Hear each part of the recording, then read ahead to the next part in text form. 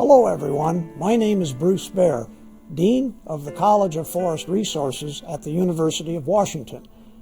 On behalf of the college, I wish to welcome all of you to this three-part centennial lecture series entitled Sustaining Our Northwest World, Creating Futures Since 1907. Our intent in this series is to highlight the dynamic balance required to meet the growing natural resource needs of society while sustaining the environmental, economic, and cultural values we associate with our region's urban and wildland resources.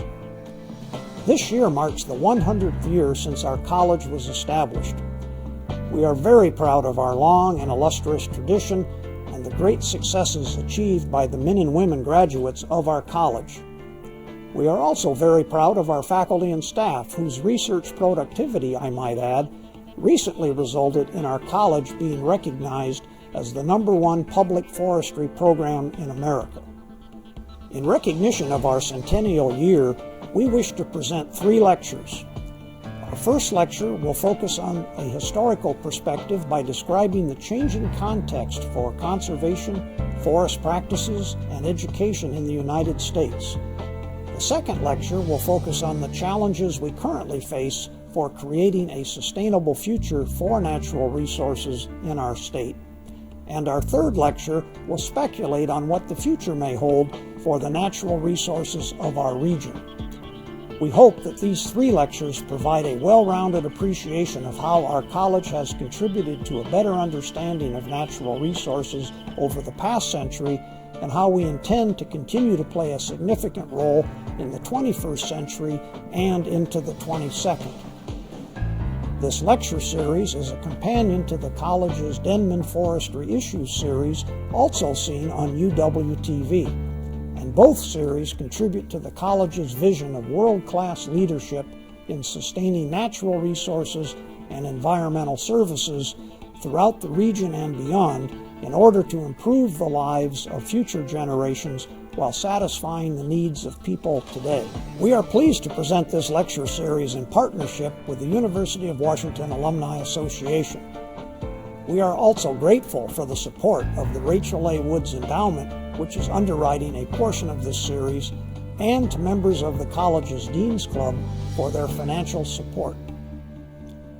Our lecture today will be presented by Dr. Stephen Anderson, President and CEO of the Forest History Society.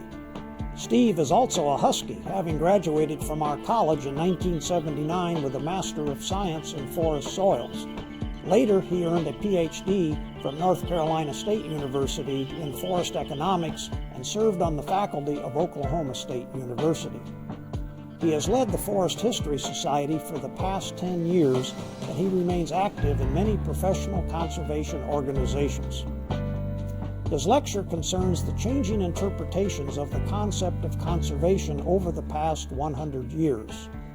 He will discuss how our interpretation has evolved from logging and lumbering to forest protection and sustained yield to multiple use to ecosystem management and now to sustainable forestry and a focus on environmental services produced by our forest.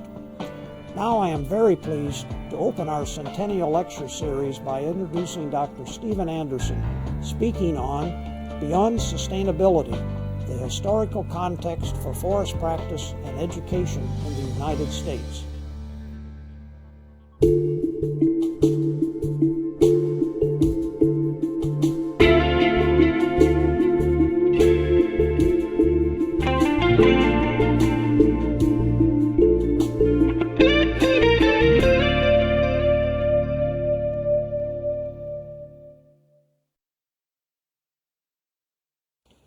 Thank you, and good evening.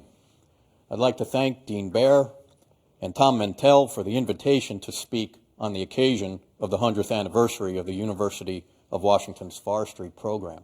Just a few months ago, the Forest History Society had celebrated its 60th anniversary. And I'm very pleased that the anniversaries of these 2 distinguished institutions have coincided like they have. I'd like to thank all of the Forest History Society members who've come tonight and all of the future Forest History Society members who came this evening as well. It's a pleasure to be back on campus again, a pleasure that I have not had an opportunity to take advantage of too often, but hope to do much more in the future. My experience at the University of Washington and the funding that was made available to me set me on the course to my first job in Alaska, and eventually to the Forest History Society, and before you fine people here this evening.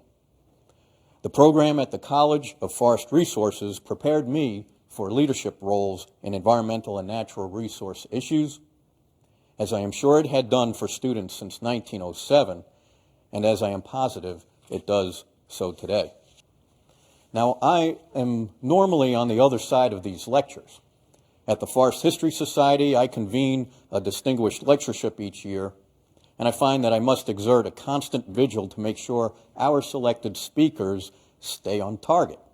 And it has been more than once that the topic of the lecture ended up being something different than what we had discussed.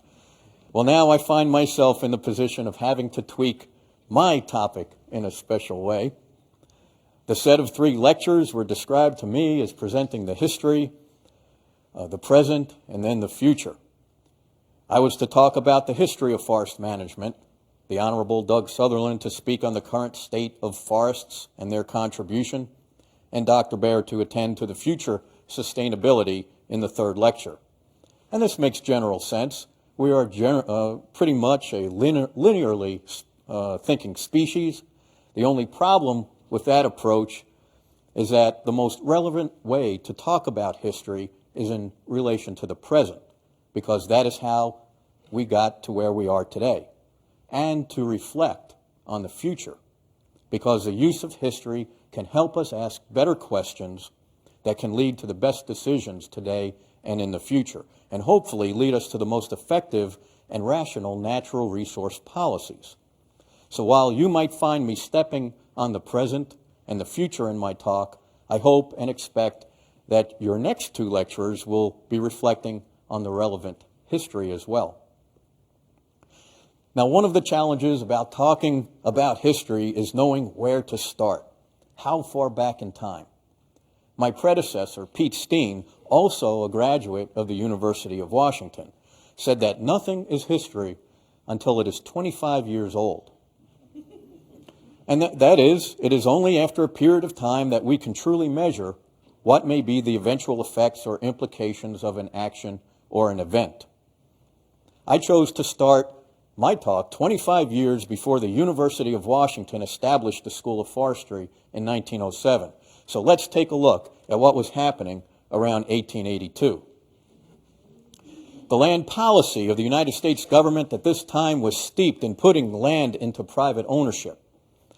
The Homestead Act, the Timber Culture Act, and the Timber and Stone Act, which had just been passed into law in 1878, were driving the settlement of the West.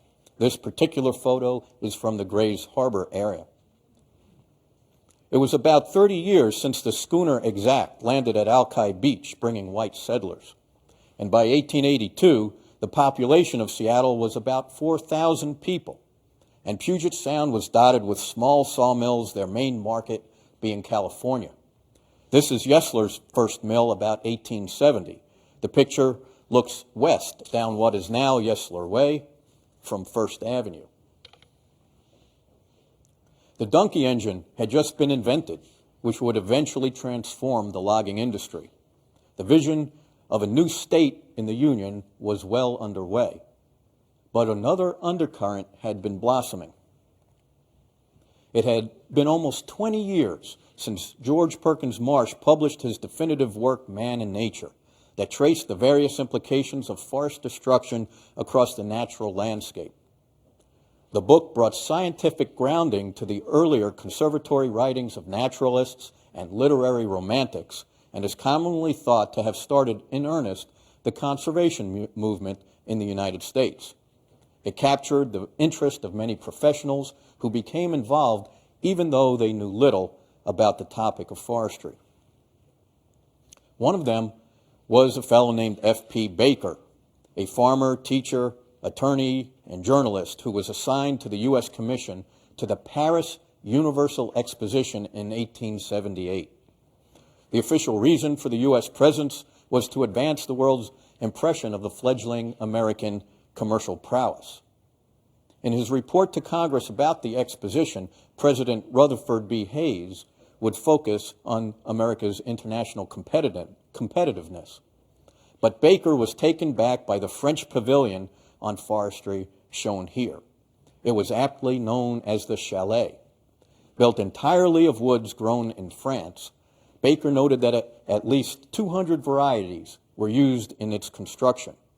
It contained a stunning model of mountain forestry where workmen dressed in appropriate garb were shown along a corduroy zigzag track and then carefully running loaded sleds down the mountain in preformed grooves.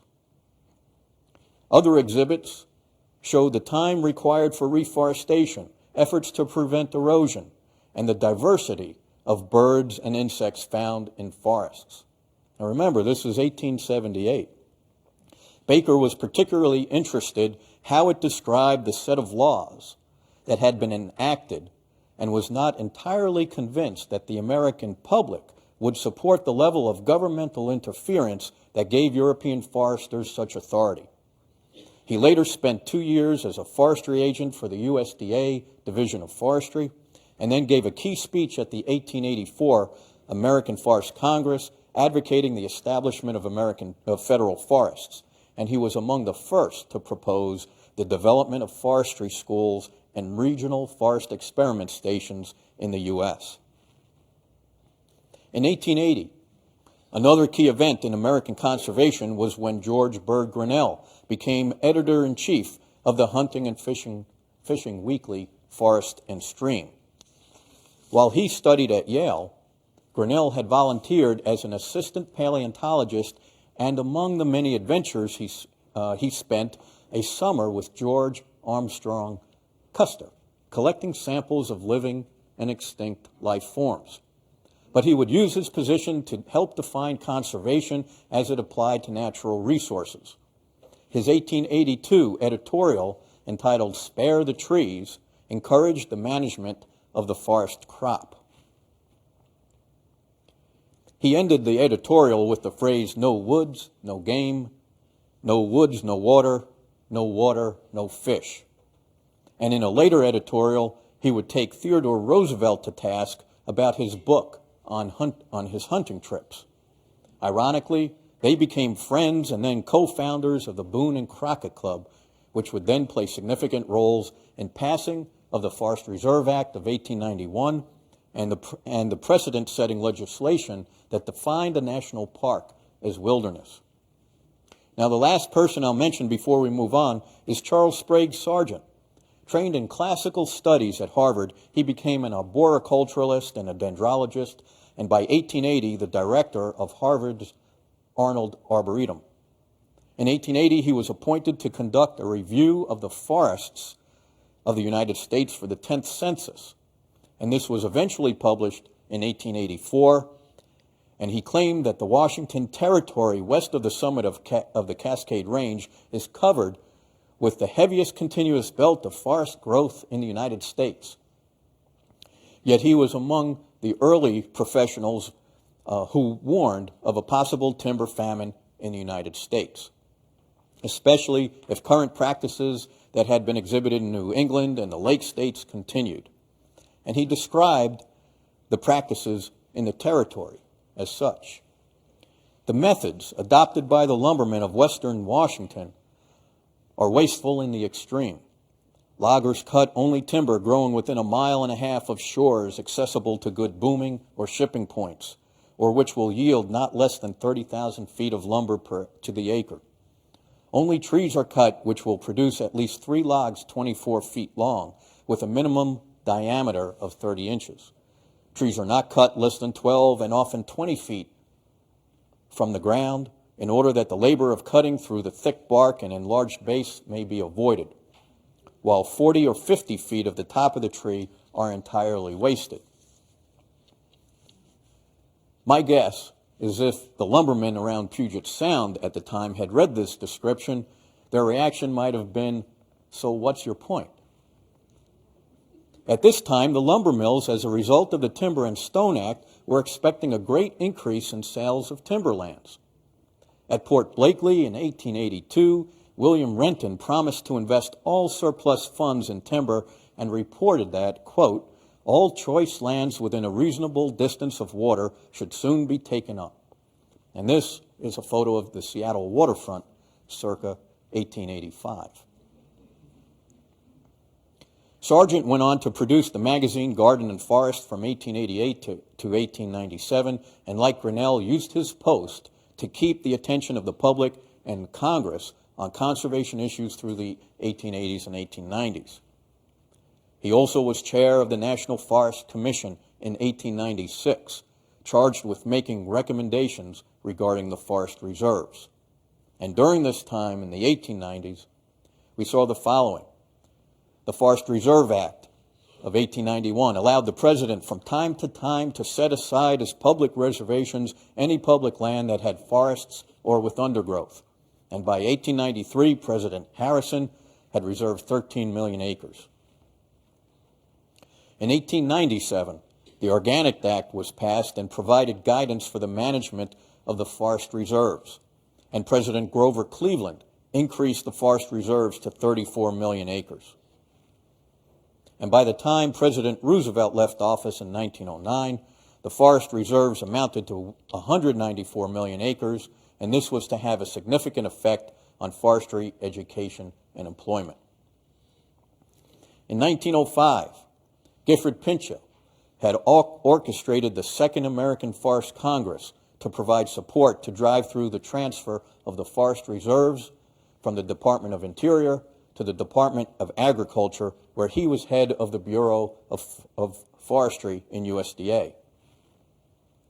Pinchot was one of those young professionals influenced by Marsh's Man and Nature tome. It was a gift to him from his brother on his 21st birthday.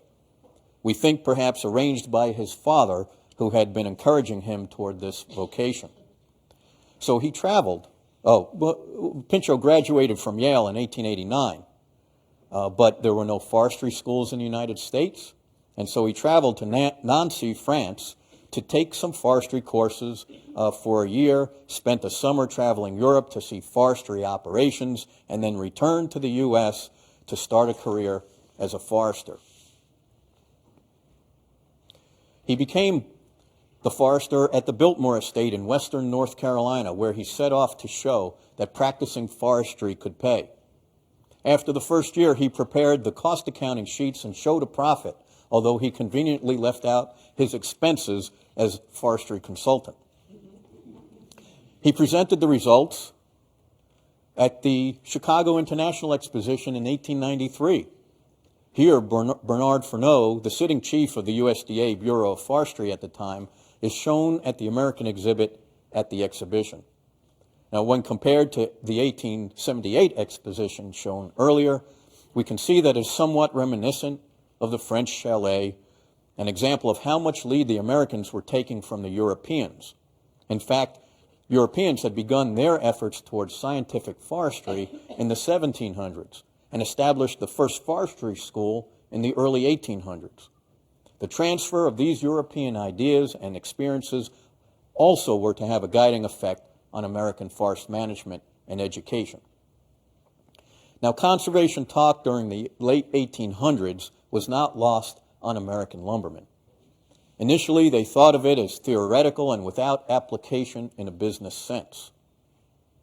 Pinchot's and Roosevelt's invitation to the lumbermen to attend the 1905 American Forest Congress was also aimed to educate the lumbermen as to the benefits of what Pinchot had been calling conservative lumbering or conservative forestry. And that meant any method of lumbering which perpetuates the forest by use. It meant purposeful management, and it meant managing for a continuous crop. In a letter written almost 30 years later, F.E. Weyerhaeuser, in a letter to his son Charles Davis Weyerhaeuser, recalled what happened in 1905. Pinchot had asked Frederick Weyerhaeuser to attend the conference, but due to ill health, he could not attend. So F.E., his youngest son, accepted and helped to secure the attendance of many of the prominent lumbermen. Pinchot entertained F.E. the evening prior to the conference and shared with F.E. the remarks he had prepared for President Roosevelt. The statements were moderate and with a high degree of fairness, and what happened the next day is best told by F.E. Weyerhaeuser. And he wrote in that letter to his son, "I never think of my temerity in addressing the Congress without a laugh. This is a long story, but perhaps necessary to give you a true picture of what happened. Roosevelt, barely recognizing the audience, almost immediately turned on the group of 100 or more well-known lumbermen representing every district in the United States and all seated on the stage of the theater at which the session was held. He shook his fist, his teeth gleamed, and he called them skinners of the soil, despoilers of the national heritage, and shouted many other insulting and characteristically Rooseveltian phrases, all intended for the newspapers and thereby for his own glorification. He received it in full measure. Incidentally, he says, I received the reasonable abuse of most of my friends whom I had urged to come to the conference. They went there earnestly to desiring to learn something about forestry, and they returned home disgusted with Roosevelt. In one self-exploitation speech, Roosevelt set back the cause of forestry 15 years or more. Thereafter, Pinchot seemed to take the cue from Roosevelt, and so did almost a generation of foresters, such at least as were politically minded. Now, while F.E. may have left disappointed, it is his comments at the Congress that, to me, are most enlightening. He highlighted the growing interest of industry in forestry. He began his speech, practical forestry ought to be of more interest and importance to lumbermen than to any other class of men. He put forth time of investment, fire, and taxes as the obstacles for the businessman, as well as the need for the body of knowledge or the science on which to base conservative forestry. He recognized that these obstacles would only be accomplished by cooperation between the private and public sectors. Pinchot recognized early on that in order to have an effective forestry profession in the U.S., that there would have to be trained foresters. One option was to import European foresters, and this is what his mentor, Dietrich Brandis, suggested in an 1897 letter. He also suggested that American foresters should take the basics in the United States, such as the principles of law and political economy, mathematics, geology, chemistry, and zoology, which form the scientific foundation of his profession, and then proceed to Europe for the remainder of their technical training. But Pinchot knew that for American forestry to be successful, it would have to be accepted by the local population, and that meant Americans managing American forests. So in responding to demand, or in some cases an expectation of demand, as forestry programs continue to do today, developing forestry education in America was put on the fast track. In 1898, Carl Alwyn Schenck, who had replaced Pinchot at the Biltmore Estate in North Carolina, started the Biltmore Forestry School. It was a 1 to 2 year program, and his goal was to attract the lumbermen's sons, as it would be they who would be making decisions on the ground. Cornell established the first 4-year forestry school a few weeks later in 1898 under the guidance of Furneaux. Pinchot, with the help of his family wealth, started the first graduate forestry program in 1900 at Yale University. The University of Washington wasn't far behind, having offered a general course in 1894 taught by Edmund S. Meany. It gained departmental status in 1901, and the School of Forestry was established in 1907. Now, it might be helpful to note here that the early forestry training in the U.S. was established with European forestry education as the guideline. European forestry education had begun in the early 1800s, and by the time Pinchot attended the forestry school in Nancy, their academic program included 6 modules: forestry sciences, applied natural sciences, applied mathematics, forestry legislation, military academy, and German language. The program closely parallels the early forestry programs established in the U.S., and it doesn't look all that different from the forestry program I went through in the mid-1970s. That's not to say they didn't evolve. Especially before the 1930s, the programs diversified their programs of study. And a nice example is the University of Washington, where on recommendation of the Pacific Logging Congress in 1909, the school developed coursework in logging engineering. The Congress recognized that it takes close application and a high grade of engineering skill to lay out the proper location of roads that will intersect and draw to a common point the greatest amount of timber in any one tract. It took engineering skill to build trestles like these. They commented that the graduates in civil and mechanical engineering weren't up to the task and this was a practically unoccupied field. In an oral history interview conducted by the Forest History Society in 1960, Bill Hagenstein, also a graduate of the University of Washington, gave exemplary credit to Dean Winkenwerder for helping to spearhead the curriculum and build the forestry program into an internationally renowned institution.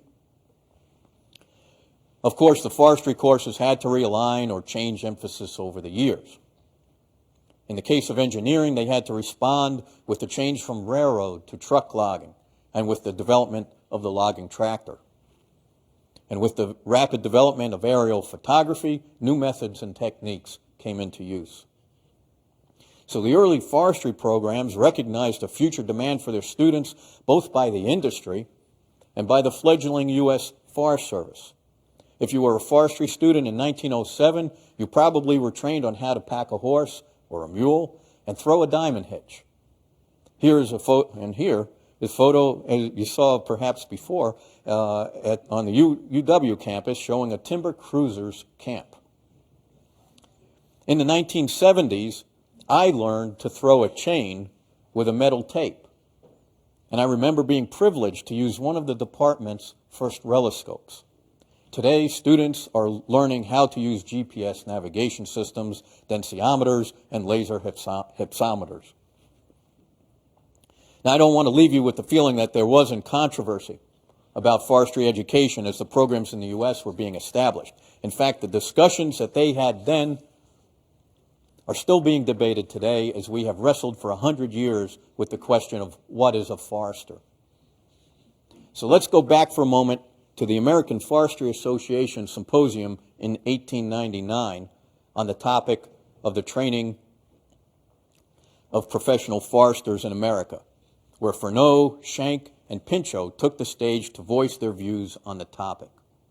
Furneaux, a German-trained forester, took a vigorous slap at Schenck's practical forestry by stating that the attempt to satisfy the popular but ignorant cry for so-called practical instruction usually leads to the production of superficial and incompetent practitioners. He advised any student of forestry in this country, as well as in any other, to lay as broad a foundation of theoretical knowledge as he can afford. He will be more successful in the end with his practice. Schenck then lashed out himself, retorting that the American forester, being employed for business purposes, must be well acquainted above all with economic conditions and lumber interests. The more time he spends in traveling in the woods, in the lumber camps, in the sawmills, in the woodworking establishments, the better for him. Knowledge thus acquired will be more valuable to him, the business forester, than a thorough acquaintance with chemistry, physics, zoology, geology, and mathematics, with which forest students are packed full of in Europe. He was fond of saying that forestry is best, which pays best. Pinchot jumped right in, saying that the forest student must have some knowledge of physical science, a good working acquaintance with the theory of forestry, and a considerable experience with the forest itself under a variety of conditions. He also cut at Schenck, stating that the first step, in my judgment, should be a college or university training, whenever that is possible. He suggested that the student could secure a field component by being a student assistant with the Division of Forestry, rather than, of course, at the Biltmore Forest School. Now, 2 years after this symposium, Pinchot visited Biltmore, and after an hour of quarreling about the same topic, as Schenck claims in his autobiography, when Pinchot learned that the school examinations at Biltmore, that in those examinations at Biltmore, a knowledge of logging and lumbering was weighed higher than silviculture or any other branch of scientific forestry, Pinchot called him an antichrist. Now, with the onset of graduates ready to take their role in the professional world, there still remained a challenge to convince the forest industry to hire these foresters and pursue purposeful management. Some progress was being made by the early 1920s to address the fire situation, highlighted by the cooperative fire associations in the Pacific Northwest. Slowly but surely, research continued that would help the businessmen find greater comfort in their investments. Conservative lumbering or conservative forestry was only the first step towards this potential buy-in. The Weeks Act of 1911 and the Clark-McNary Act of 1924 helped the public-private cooperation along. Now, in the same year as the Second American Forestry Congress, 1905, David T. Mason applied to the forestry school at Yale University, Pinchot's alma mater. Now, that's him in the middle in the white sweater graduating in 1907. Following professional positions with the Forest Service and as a faculty member at the University of California and the Timber Valuation Section of the Bureau of Internal Revenue, he began his private consulting practice in 1921. He began preaching permanent forest management, and while Pinchot had reconciled himself to the belief that the only way that a lumberman would practice conservative forestry was by government control, Mason defended lumbermen, saying that they would act on their own initiative if given a fair opportunity. And he had good reason. To an investigating committee of the United States Senate in 1923, George Long, Weyerhaeuser's manager for West Coast operations, spoke for industrial interest when he said, "The lumber and timber interests out here are exceedingly anxious to get into this reforestation game. We realize the necessity for it very keenly, and out here where the West ends, we want to begin to grow a new forest, and we'll do it when we have the slightest chance of making it a possibly profitable enterprise." Now, as a consultant, Mason was one of the originators of the concept of sustained yield, borrowed, of course, from the Europeans. The forest industry had been suffering from overproduction and depressed prices, and Mason felt that through adherence to sustained yield principles, they not only would control production, but also go a long way towards maintaining the productive capacity of the land. And he worked with major companies and forest landowners, helping them to establish research areas. His early research efforts with Weyerhaeuser Company eventually became the first tree farms, including Tree Farm Number 1, the Clemens Tree Farm near Grays Harbor. Now, William B. Greeley, also in this photo, who left federal service to work for the West Coast Lumbermen's Association, wrote that he was impressed by the number of Western timbermen that knew the day of commercial timber growing was not far away. And he especially noted Mark Reed of the Simpson Logging Company, who wanted to create a sustained yield forest for the community in South Olympic country, which he had built up.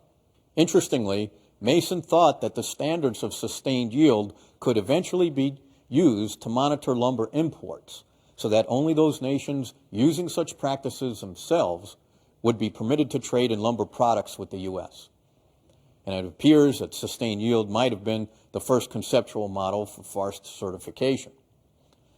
During the Depression, Mason penned Article 10 of the National Recovery Act codes that provided for the conservation and sustained production of forest resources.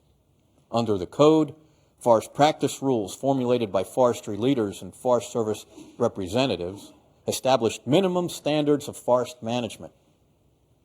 The rules covered fire protection, insect and disease protection, reproduction of forests, seed supply, slash disposal, partial cutting or selective logging, management plans, and sustained yield. Now, while the controlled production efforts of the lumber codes were problematic, the industry took the standards in Article 10 fairly seriously. For instance, Russell Mills, head of logging engineering at the University of Washington during this time, was asked to lead a logger education program up and down the West Coast to advise each woods boss on how his particular timber and ground could be worked, most practicably to meet the requirements of code forestry. Mills, by the way, had graduated from the college in 1922, and in 1924 married Miss Estella Dodge, who had just graduated herself with a degree of Master of Forestry. And Miss Dodge was the first woman to earn an advanced or baccalaureate degree in the College of Forestry. Until the 1930s, it appears that consulting forestry was somewhat of a transient business. Emanuel Fritz, a professor of forestry and contemporary of Masons, began his consulting efforts officially in 1934. He worked closely with the lumber industry, especially in the Redwood region. And in an oral history with the Forest History Society, Fritz indicates that Article 10 of the NRA codes apparently had a stimulating effect on consulting forestry. And since industry adopted the management practices in Article 10, even after the NRA failed, foresters increasingly were needed to assist industry in meeting the guidelines. Wrote William B. Greeley, what had started as a federal mandate ended up as an upsurge of private enterprise. Within a few years following the Supreme Court's decision that found the National Recovery Act unconstitutional, the tree farm program was born. Greeley would comment years later, the tree farm program brought nothing new in forest science or technique to the United States, but the tree farm program did add something. It was a pledge by forest industries of their sincerity in restoring the forests which had created them. The effort started down in Grays Harbor in 1939 with the Clemens Tract, when the Clemens Tract was about logged out. The Weyerhaeuser Timber Company wanted to make sure that wanted to make it a testing ground for intensive methods of protection and tree growing. But how could they gain public understanding and support to stop the careless woods burning? How could they get across the idea that this was not your run-of-the-mills cut-over land, but an area under intensive timber culture? The keen young editor of the village newspaper said, call it a tree farm and put signs all over the place. People know what a farm is. They'll understand what you have set out to do. And the tree farm effort awakened interest in the land that grew timber and started a new kind of timber cruising.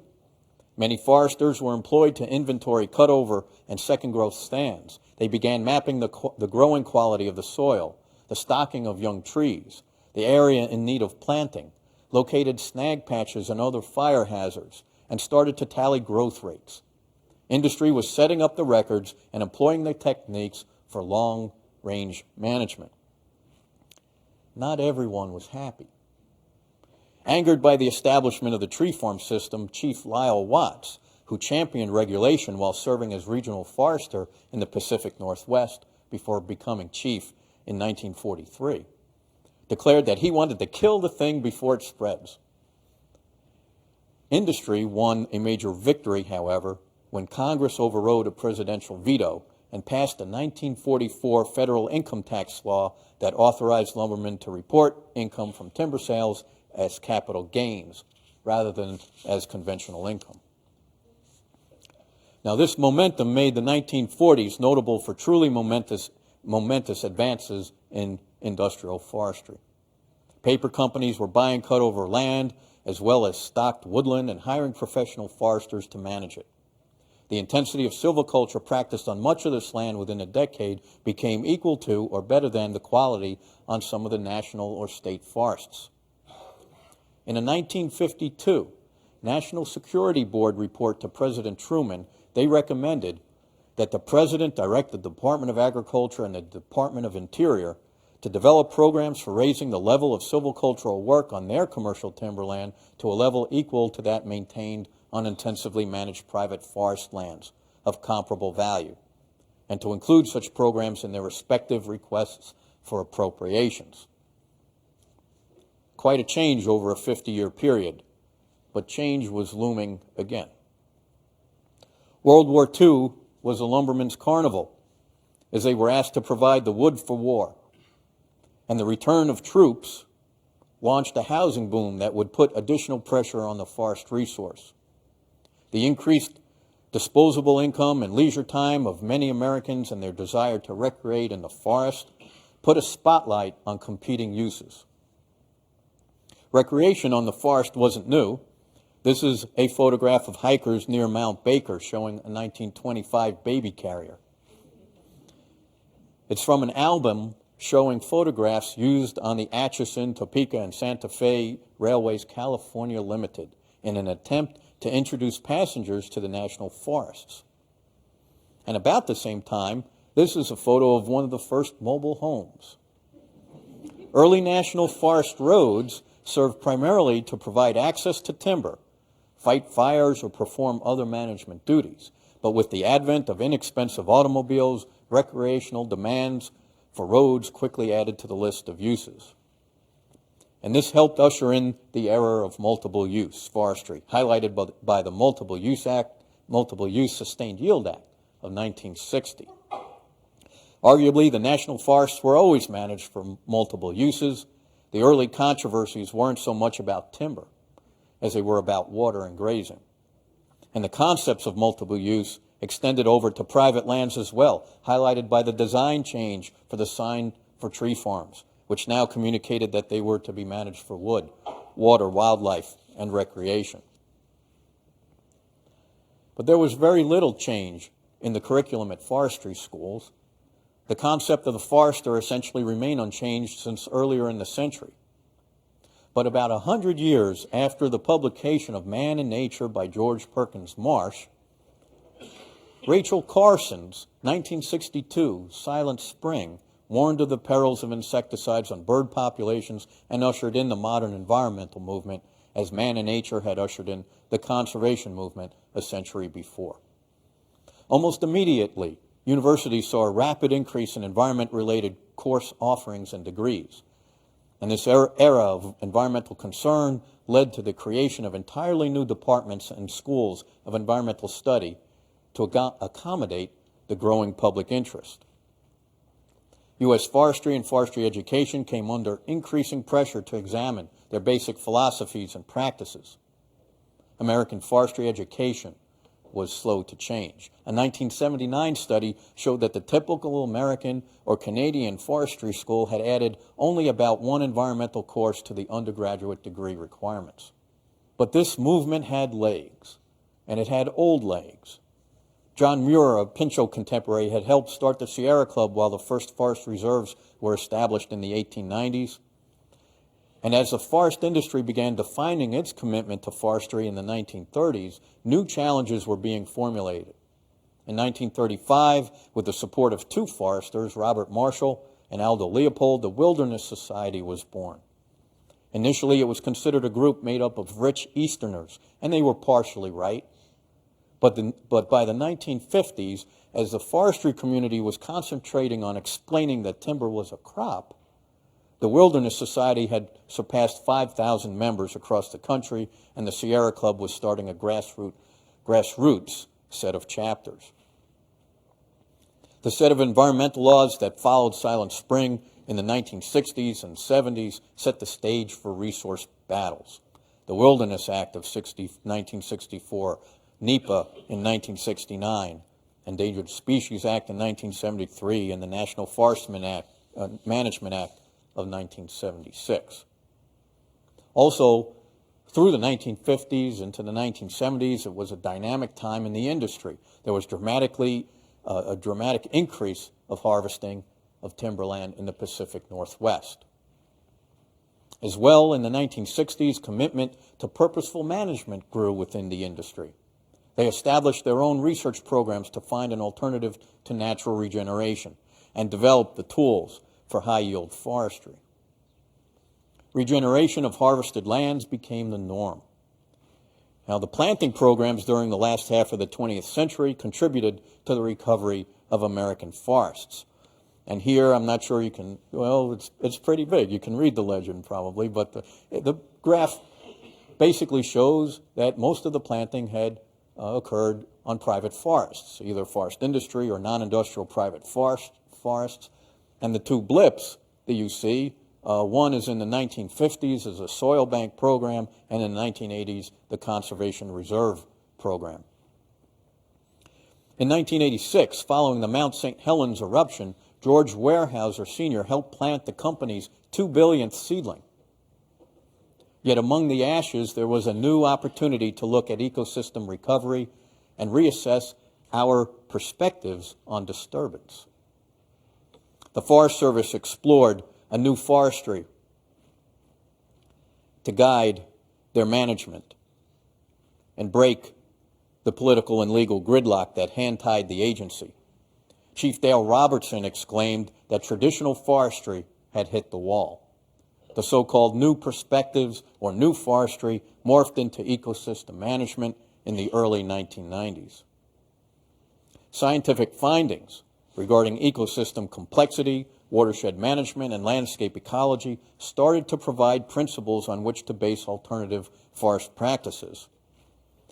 It would mean looking at new spatial and temporal scales, from the microscopic level to the landscape level and beyond. It meant looking at the forest floor and underneath the soil as well as in the canopy. The findings also indicated that the notions of land allocation, sustained yield, and multiple use were not going to work into the future. There began a paradigm shift, one that would ask us, instead of focusing on the outputs such as timber, visitor days, etc., within the constraints of the ecosystem, that we focus first on ecosystem integrity, and that will determine what outputs are possible. But Furneaux, Pinchot, Muir, Leopold had done their job well, and these old paradigms die hard. The Society of American Foresters convened a task force on sustaining long-term forest health and productivity. In 1993, the task force report suggested that the profession should move towards supporting ecosystem management principles. They talked about landscape planning and management across ownerships, such basic things that we wouldn't necessarily think were all that surprising today. Unfortunately, the document was provided to the press before it was shared with the general membership, and many members were caught off guard. Heated debate followed in the society, and the leadership was compelled to put this sticker on all subsequent distributions, saying that this report does not present the position of SAF. It was only a task force report. It contains material which is controversial and which must be carefully interpreted in light of local, social, biological, and economic factors. But ecosystem management itself did not provide any new way of dealing with the practical situations, while we continue to investigate all the elements of the ecosystem.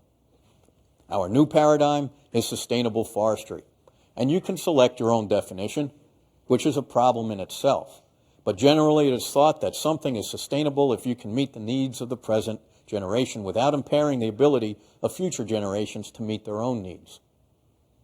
Following the Earth Summit in 1992, where, by the way, Chief Robertson announced that the Forest Service would eliminate clear-cutting and manage by ecosystem management, the Forest Stewardship Council formed in 1993, followed by the Sustainable Forestry Initiative in 1994, providing 2 certification systems that would provide labeling opportunities for products that came from sustainably managed forests.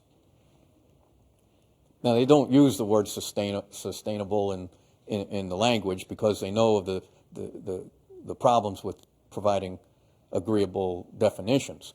But sustainability is commonly depicted by the Venn diagram, where the intersection of what is ecologically viable, economically feasible, and socially acceptable means that something is sustainable.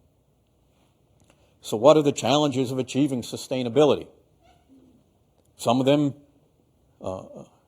among others, are that any measures of success are value judgments in themselves. We measure what we decide is important. How can we truly know what future generations want or need? It likely will mean reducing consumption to a permanently affordable level while maintaining economic output, potential, and social cohesion. And still, we have no framework for deciding among competing uses or decisions. Now, briefly, I've gone through the ideas of conservative lumbering, sustained yield, multiple use, ecosystem management, sustainable forestry. The progression and the lessons of history here would suggest that something new is going to happen after this. What may that be? Now, do we aim for more overlap of these circles to expand our choices for sustainability? Is a perfect world where these circles overlap? Or do we try to make each of the circles larger to increase our future options? What I'd like to do in closing is read from a booklet the Forest History Society produced called Forest Sustainability, the History, the Challenge, the Promise by Don Floyd.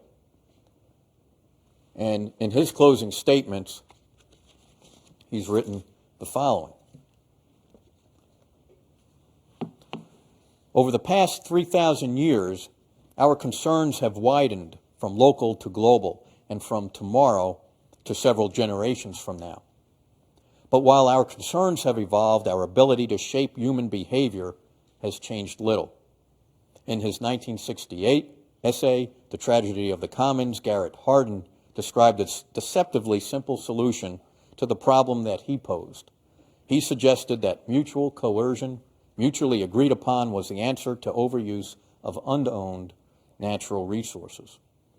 Until communities and governments organize and decide to make the choices that will sustain their forests through mutual consent, there is little hope that sustainability can be achieved. In the pursuit of sustainability, we must simultaneously control our population, feed our hungry, retain our forests, and leave happy choices for future generations. Like the search for the Holy Grail, the prize seems likely to elude us, but the quest is essential. Now, it's been my pleasure to be here with you during this centennial year celebration. One cannot theorize about the future of an institution without understanding its past. Public needs in the future are likely to be very different than they are today, and you should ask every day how you can be of service to society. As a public institution, you have the responsibility to think beyond the horizon. As a science-based institution, what can you contribute to the public dialogue? How can you help prepare the forest to be resilient in the future, to deal with invasive species, insect and disease outbreaks, higher frequency of high-intensity fires, global climate change, and competing uses?